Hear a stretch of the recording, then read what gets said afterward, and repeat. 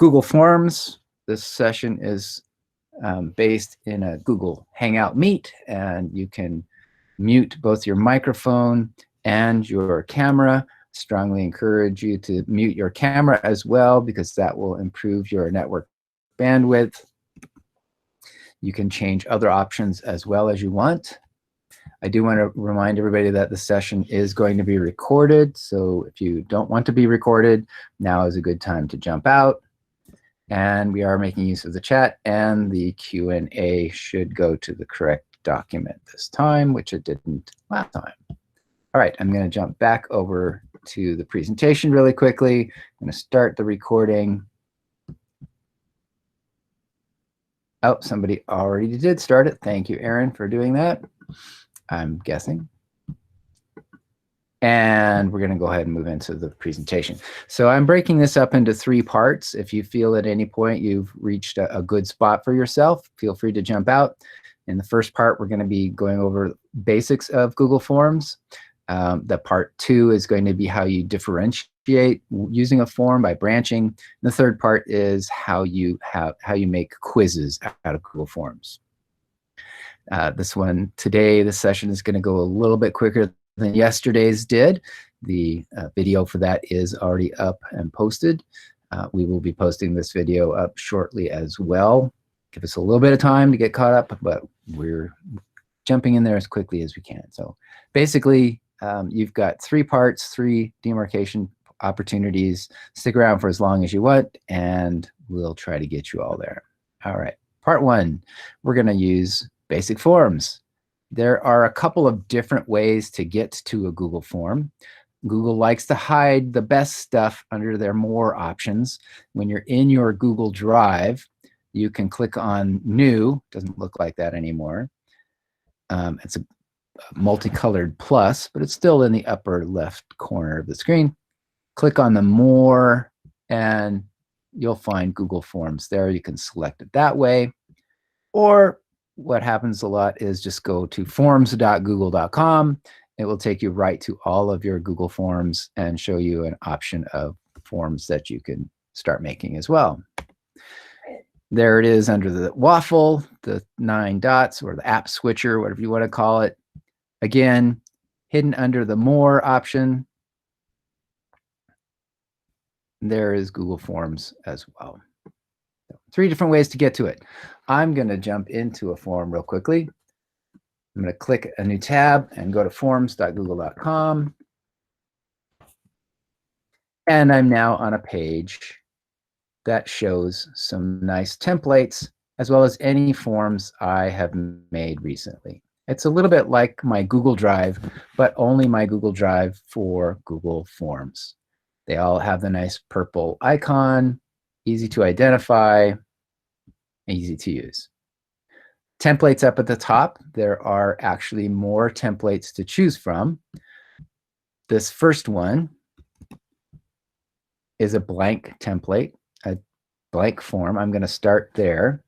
If you know ahead of time that the form you're creating is going to be a quiz, just a couple over, there's an option for a blank quiz that's already set up as a quiz, so you know that the settings are all going to be correct. There are some other nice ones: exit ticket, registrations, RSVPs, but we can do everything in a blank form. So I'm going to click on that, and it takes me to a blank, untitled form. I like to start here by titling my form, and I'm going to put this real quick. Whatever I type up here at the top is what people will see when they go to my form to fill out the information. Notice that my document title doesn't say anything yet.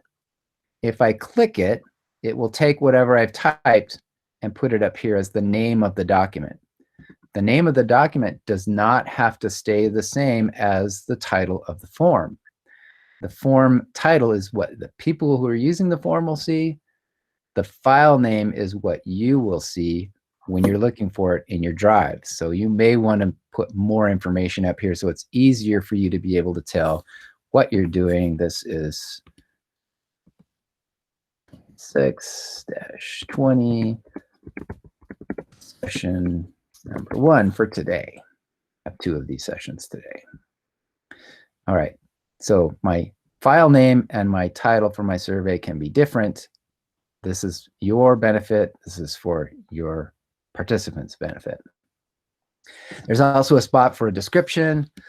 This is where you would put in information about this form. You can give instructions in there. You can tell people what they need to know about doing this form. Google Forms have changed a lot in the last couple of months and years. They still work pretty much the same. This question has a title. That title is the question you are asking. So for example, if I wanted to ask my students if they have access to a device,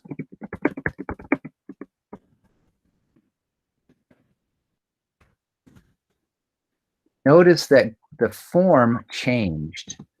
It's suggesting some options of what I might want to put in here.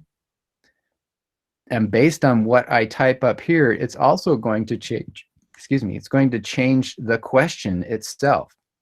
If you don't like what it's put in as your question type, for example, if I wanted them to answer in the form of a complete sentence, because we're practicing academic language and so on, I could change this back to a short answer. I don't have to leave it as multiple choice. I can switch it at any time. But it is kind of nice to have some intelligence built into this. I can add yes, no, maybe. And if I decide later, oh, you know what? I don't want maybe. They have to say yes or no. I can remove that.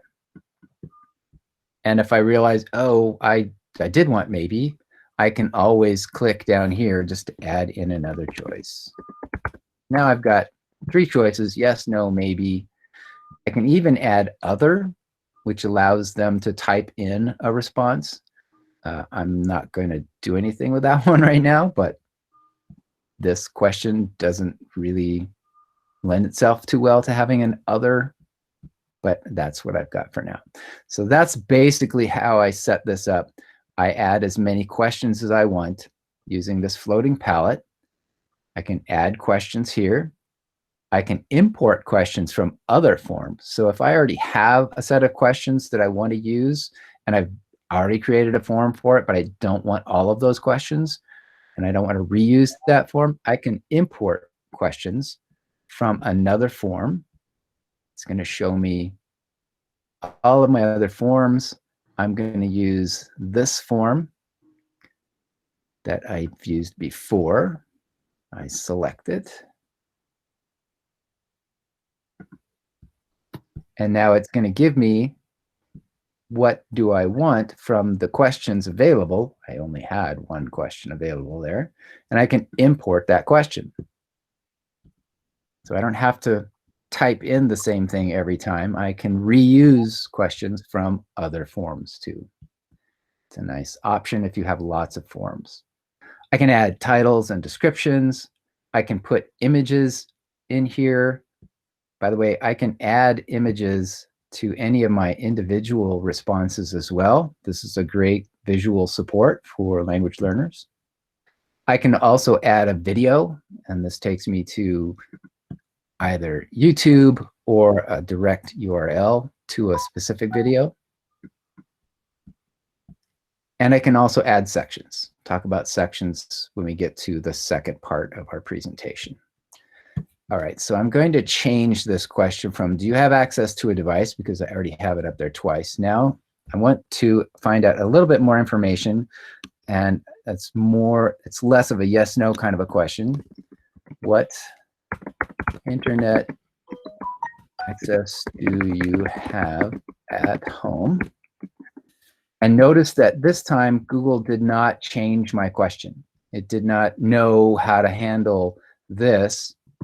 But sometimes it will even offer to switch it for you, or it will change it itself to a different kind of question. Notice what happens. You can predict for yourself. What happens if I change this back to multiple choice? I have no options. If I switch to a type that doesn't have choices, I lose those choices. So be careful when you're switching types. Make sure you're planning ahead about what you want for your types ahead of time. Quick rundown, short answer and paragraph are basically the same thing. Short answer is a small box, paragraph is a big box. They do the same thing. Multiple choice has one and only one right answer. That's a key concept for our second part. Checkboxes allow you to have multiple answers. A dropdown also has one and only one response, so it's also a key concept. You can have students upload files. These files can be uploaded from their Google Drive or from their hard drive if they have a regular computer. Those can be images, PDFs, documents, spreadsheets, whatever they are working on, they can upload themselves. Linear scale gives you a 0 or a 1 on the left side up to a 10 on the right side. You can label the endpoints, but not the intermediate points. Multiple choice grid gives you options like one answer per column. Checkboxes allow you to have multiple checks all over the place. And date is calendar, time is clock. Got quite a few choices. Each one of these choices, by the way, has some different options under the 3 dots. Always want to look for the 3 dots. If we look at these 2 choices, I can ask for a response validation for this text box. If I want them to respond in the form of a number, I have lots of choices of what those numbers might mean. I can ask for a specific kind of text with a word or an email address or a web address. I can ask for a regular expression that contains or doesn't contain or matches a particular pattern that I'm looking for. You've got tons and tons of choices. And that's under the response validation. I don't want any response validation by default. There isn't really any, but you can add that at any time. Another key idea is a requirement or not. Do you want this question filled out, or is it optional? If it's optional by default, they don't have to fill it in. If you select required, then when they fill this form out, they will have to put something in there. I'm going to make this multiple choice question up here a required question, and I'll explain why in the second session, second part of the session. All right. Once I've made all of my questions, I'm ready to test it. I always test my forms before I send them out. And that brings me to the options up here in the upper right corner. Before I start jumping into those, though, are there any questions so far that I should address? I don't want to go too fast here.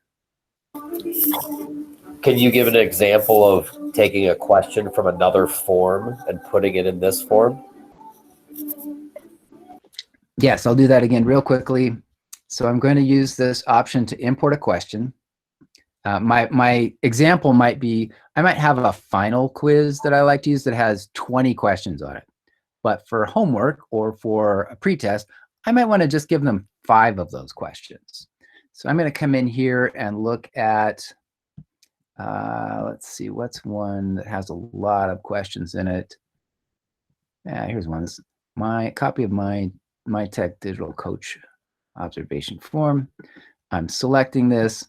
And now here are all of the questions in that form. And I realize I want to know if students are showing evidence of implementing what they've learned, that it will have a positive impact on them. So I'm adding this linear scale question and importing it. I could import as many of those as I want. And now that question from the other form is a part of this form. And there are my, so a linear scale, how much impact is this?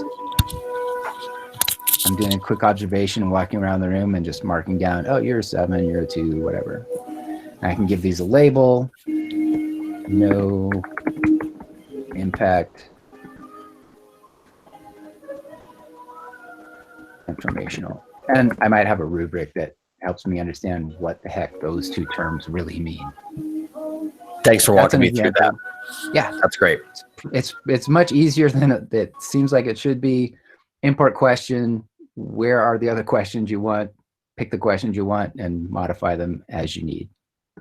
All right. Matthew, just quickly, can you share your presentation with me, because the link in the Q&A links to Pear Deck. Okay, somebody said that before, but it definitely, I don't know which link is doing that. It's all right. If you but can share I will, I'll drop the correct link in. I will copy that link and put it in our chat real quickly, and maybe we can track out where the heck that Pear Deck link is. That I don't know where it's coming from, but there is the presentation, and I believe if I look at this, maybe it's here. If I click on that, no, that's my Google Forms link. Is it in my Q&A document? Slide deck. No, that's there too. I don't know where people are getting the Pear Deck. Change that, Matthew. Thanks. Let me know. Because that came up the last time too, and I don't know where it is, so I'm not sure how to fix that. All right, I'm back here on my form, and I want to explain what these items are up in the upper left corner. This first one, you may not even see that one on your form if you're making this, if you're creating one as we go along. That's an add-on. I have added extra functionality to my forms by adding some of these add-ons. For example, I can use Doc Appender to create a form where every time it's filled out, it adds that response to a document somewhere.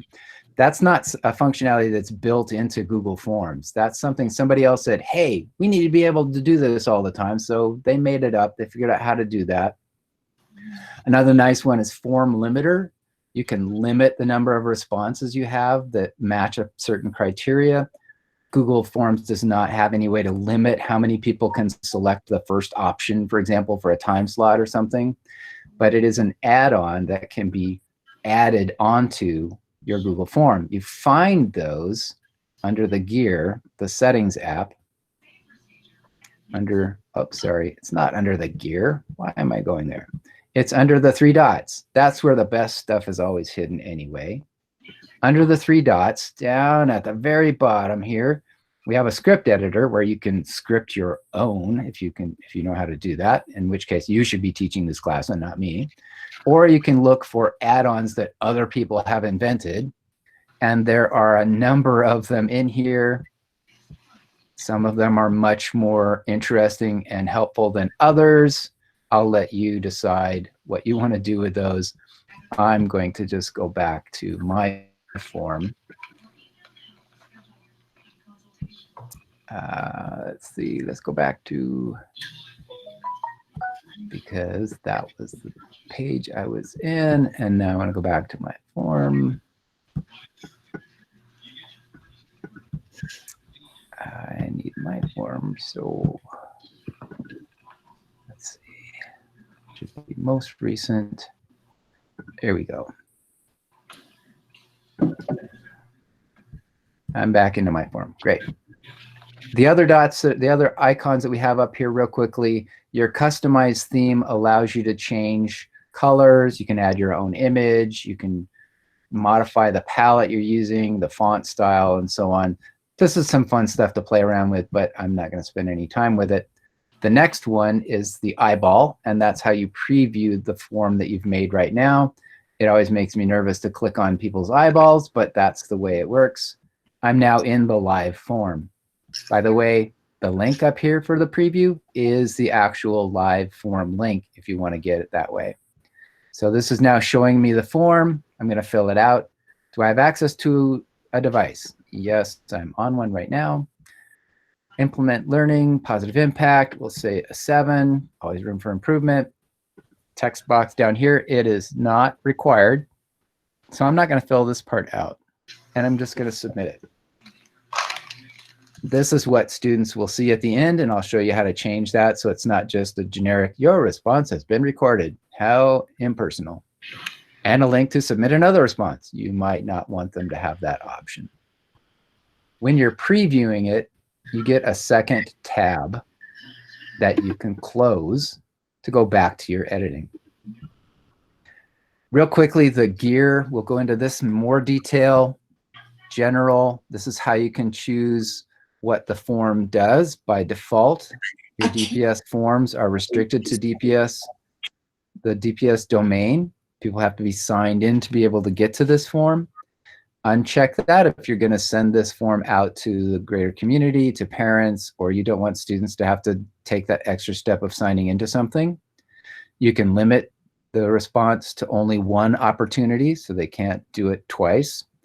Whether or not they can go back and edit it while they still have the window open, and whether or not they can see a summary of other people's responses.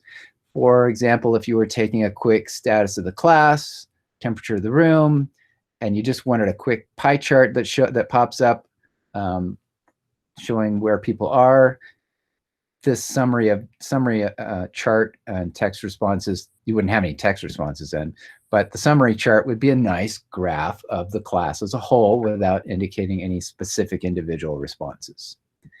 In presentation, you can show a progress bar, which works well if you have multiple sections. If you have one section and 100 questions on it, the progress bar says you're at 100% already, so there's no point in doing that.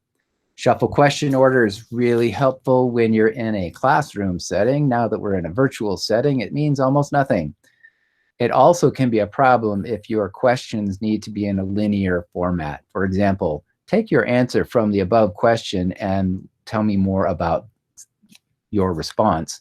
If those are inverted, then the questions don't make any sense. So if you need a linear question set, do not check the shuffle question order. And this is also where you can turn off the show link to submit another response, and you can customize that very inhuman generic, your response has been recorded. Quizzes we'll get to in the third part, so I won't go there now. If I've made any changes, I can save them. That's under the gear. Send is where you would go when you're ready to send it. You've got email option. You've got a link option. I like to use the shortened URL version because it helps a little bit.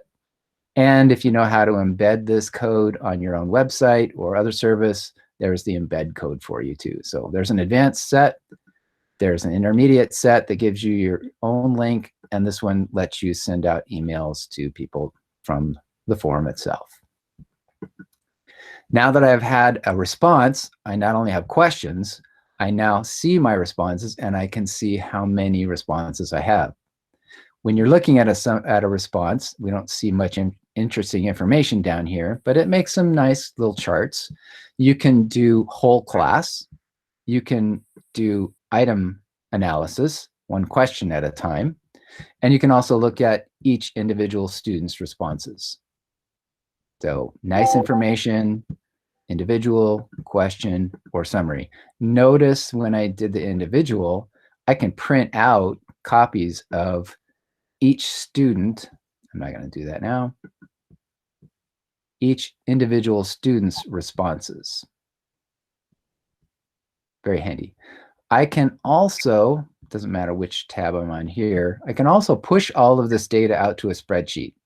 It can be a new spreadsheet or it can be an existing spreadsheet. If I want to do more data analysis on a survey that I've done or a test that I've done or a quiz, some other formative assessment, I can do that work in a spreadsheet. If I do multiple forms going to the same spreadsheet, it creates a separate tab down at the bottom for each form. Hopefully that's helpful information. You don't have to just look at the responses here in this spot. I can also trash a particular response. I don't need this test survey that I did to make sure it's working correctly, so I can just delete that response.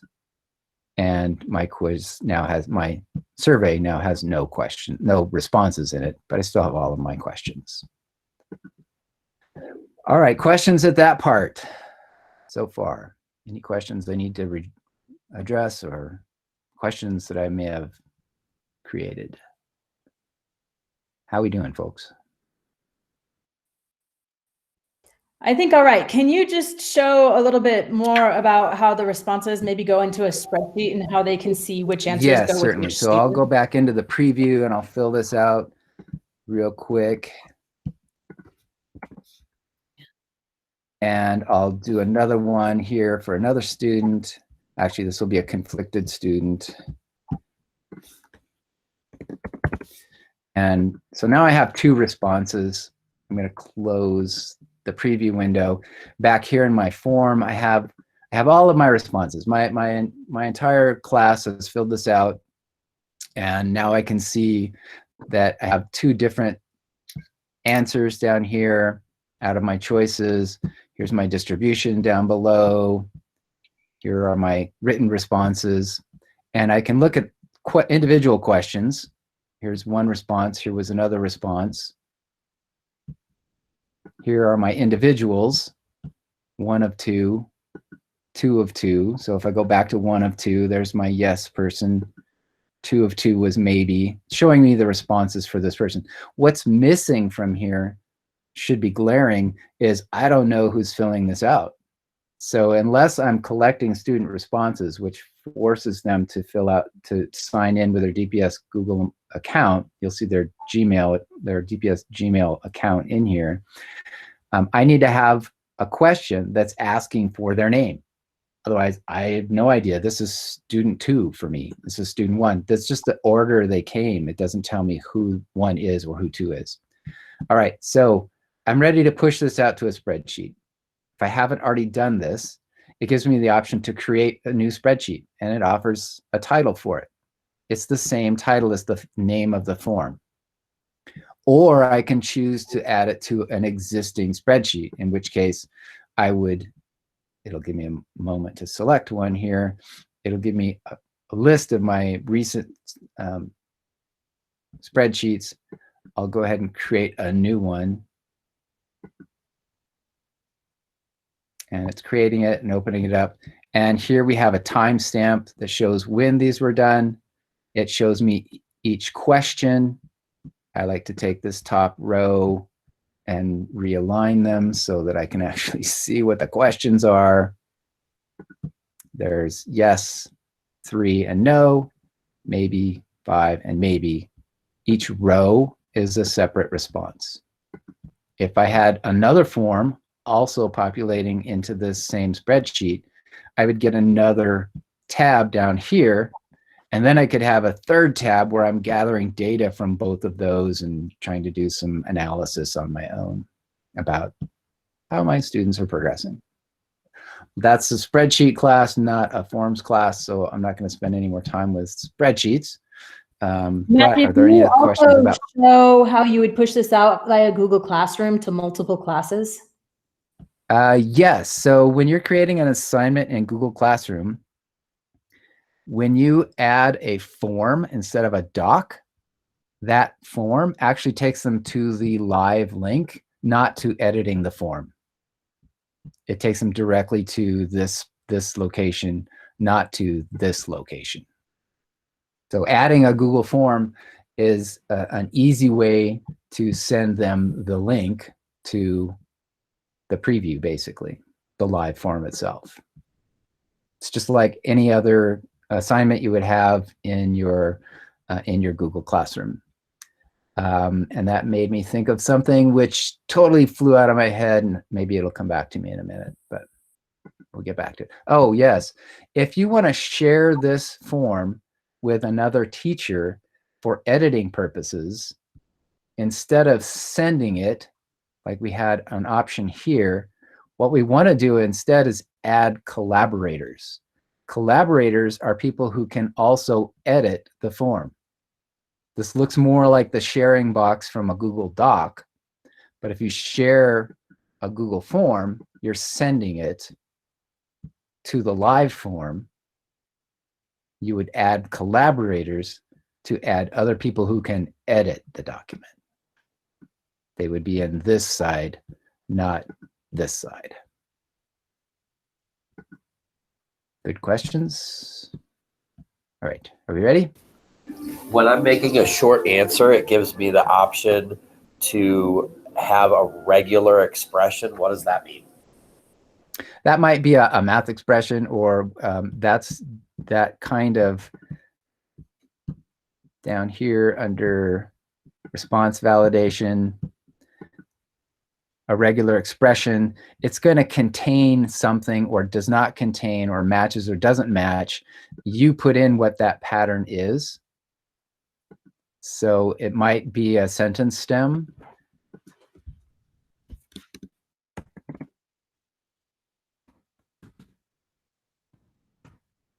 Something like I disagree with, or whatever stem it is that you're working with, and perhaps working with some academic language, or it might be dear Mr. or dear something, a part of a letter or something. It gives you that an expression is just a string of text.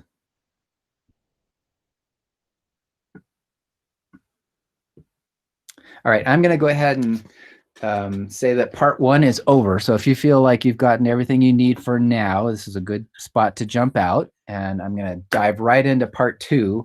And that's how do I differentiate using a form? So if you need to jump out now, my feelings aren't going to be hurt. And I think you should definitely take care of yourself.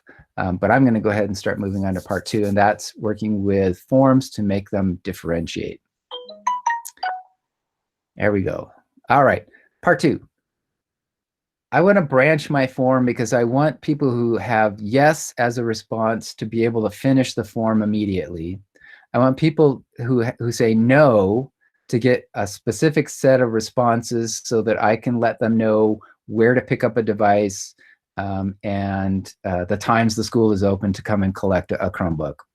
If they say maybe, I want them to have a different set of questions. I want them to know, for example, that a phone might be a reasonable alternative to having a laptop or a Chromebook or a desktop computer or a tablet, or maybe even any of those. Maybe they aren't aware that all of those would be sufficient for what we need to do.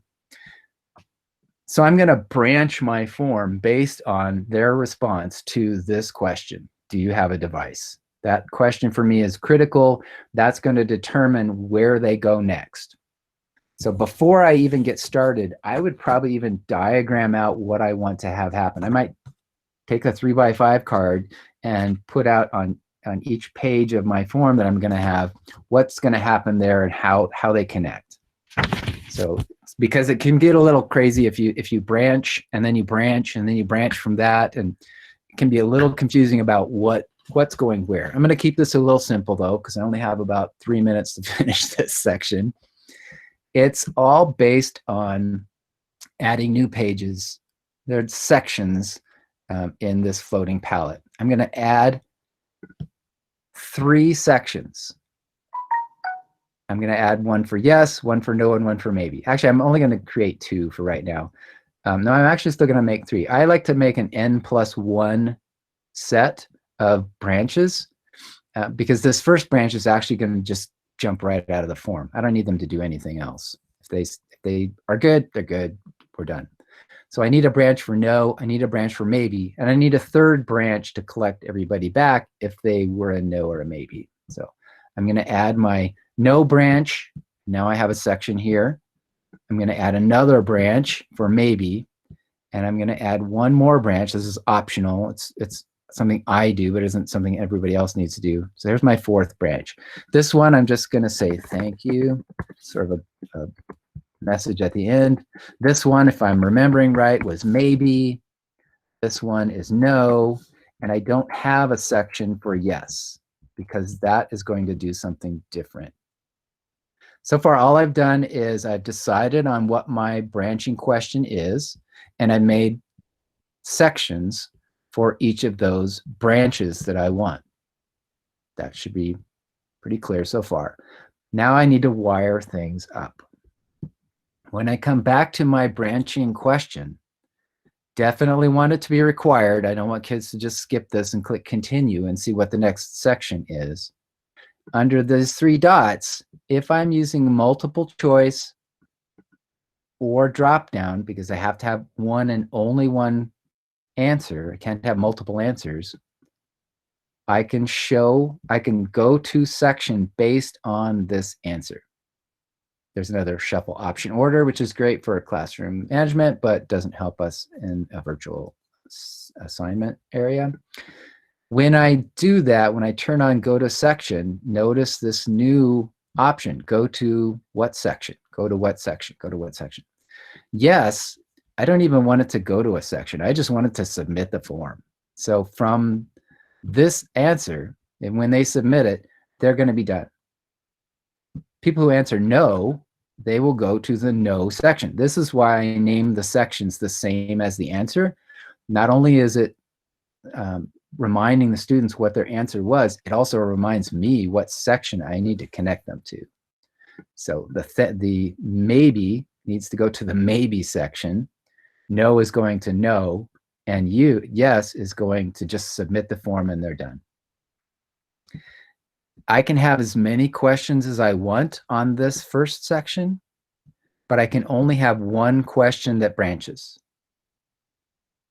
That's a key point. If I'm going to branch and I'm going to branch again, I have to break those up into different sections to do that. I can only branch once from this question. At the bottom of each section is an action. What happens when they go from this question to the next? If they just click on continue, where will it take them? If there is a branching question, it overrides that action. So linking in which section these go to, it disregards this information. However, this one is just going to continue on to maybe, and maybe is just going to continue on to thank you. I don't want that behavior. When it says no, when they're done with this section, I want it to go to the thank you section, to go to the end. And then from maybe, I also want this to go to the thank you section. So they're going to get a little thank you from me at the end. And at the very end, the thank you, the last section is always by default a submit form section. It's always submit, but you can have any section submit as well. All of these could be submit form and not even have this thank you section at the bottom. I like to put it in there. It's just something that I do. It's not necessarily something that everybody else needs to do. I think it looks nice. Notice that when I created these forms, these sections, it stole that question. This question used to be up at the top section. So I need to drag it back up there. It's actually best practice to create all of your sections before you put any questions in, so this doesn't happen. But now I'm going to drag this question up.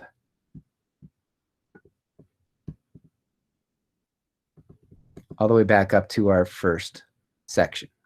Now I have the questions I used to have in section 1, and I need to put in content into section 2, section 3, and section 4.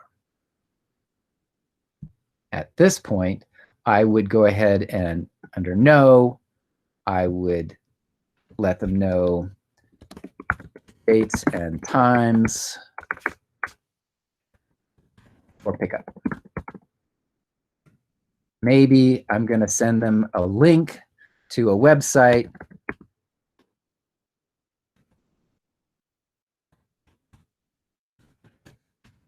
I don't even know if that is a website or not. I'm going to recommend that they go there so that they can find out what devices actually are. And then down here at the end, I'm going to say, thank you, and let's rock. Okay. I want to test it. Once I've gotten all of my questions, I can ask again any questions I want from here. I could branch from here, or I could end from here. I'm going to go up here real quickly in the preview, see if it works. If I click yes, and I go next, it just submits the form. Awesome. If I go back in here and I click on no, I'm not even going to fill these two out because they aren't required. I click next. This goes to the no section. It tells me my dates and times for pickup. I click on next, and it took me, because I skipped the maybe section, right? I sent it to the thank you section. It takes me to the thank you, which is the submit section. Each one is working correctly. I come back here, and then I can send my form out to my kids. All right, quick questions for that before I skip to the third part. There's some questions about finding pre-made branched forms as examples. There aren't a lot of let me bring this back up real quickly. There aren't a lot of templates for this. I'm in my forms area here, and I look at the template gallery, and I want to see all of the templates that are available. None of these are branching forms, because branches depend on a set of logic that you want for your survey to accomplish. You want these responses to determine the kind of differentiated resources or supports or questions, follow-up questions that students might have for any of these, for your unique form. There's no way to anticipate you should always branch in this way. It's really unique to each form. I don't have any collection of great examples for this. And can you just review again how you got to the different sections, how you got to that option? Yes, the sections are added using our floating palette. It's the last icon down there. It looks like a really big equal sign. That's how you add sections that you have in your form.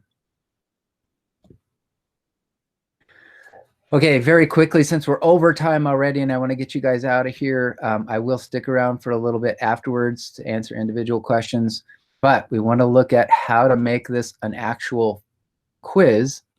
If it isn't already, if I didn't use that blank quiz template, if I want to turn a form I've already made into a quiz, I do that with my settings, the gear.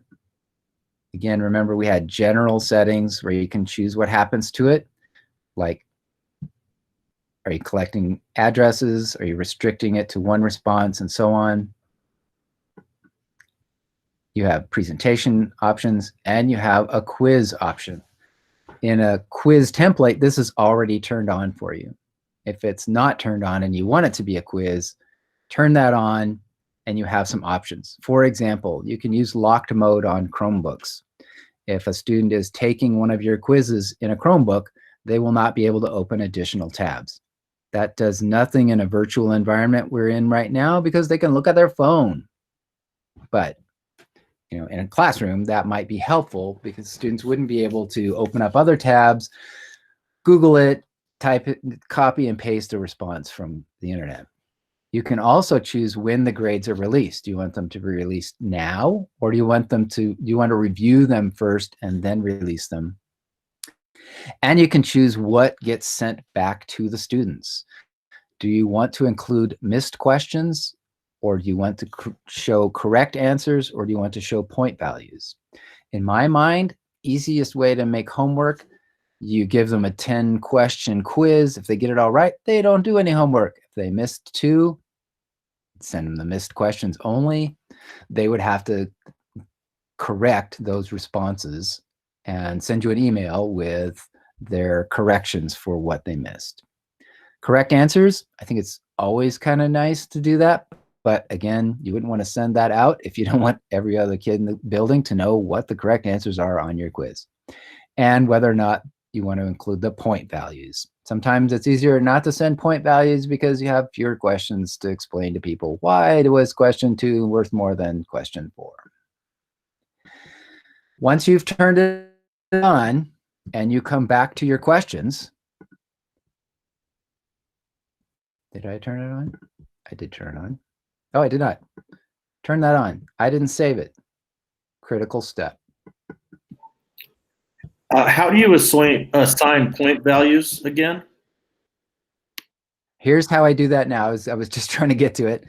Once you turn it on, when you select a question, you get this answer key option. When you select that, you can choose how many points a question is worth. And you can choose one or more correct responses. You can even choose, and this is another differentiation point, what feedback you give them for incorrect or correct answers. For example, you might want to give them a link to a website with a video that explains the concept for them to review again if they're choosing a wrong answer. or you might want to send them to either just feedback that says, hey, great job. Again, you can notice down here, there's the link option and there's the video option.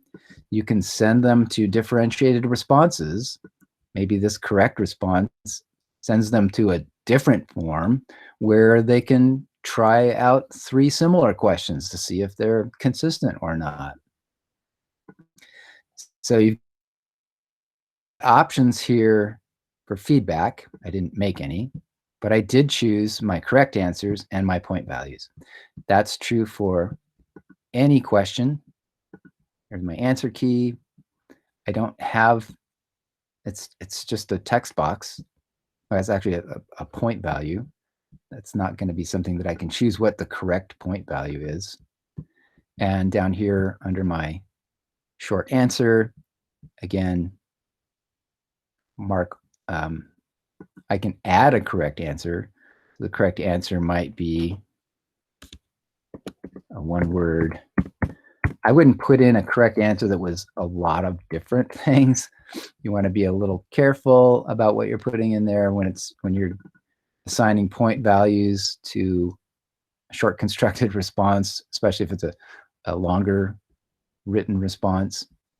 And again, I can answer feedback. I can choose to make this anything other than January is going to be incorrect.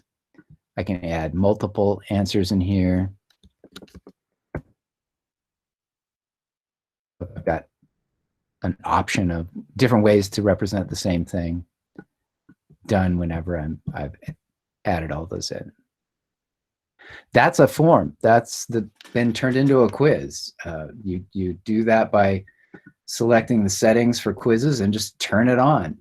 Then when you get back, each question gives you the option to decide whether or not there's feedback and which are right or wrong questions and point values. Again, it sounds like it should be much more complicated than that, but quizzes are super simple to set up. And with that, I'm going to go ahead and let you all go. I want to thank you for joining me today on using Google Forms. I'm going to zip back to our presentation and end the recording and let you all take off to the next session.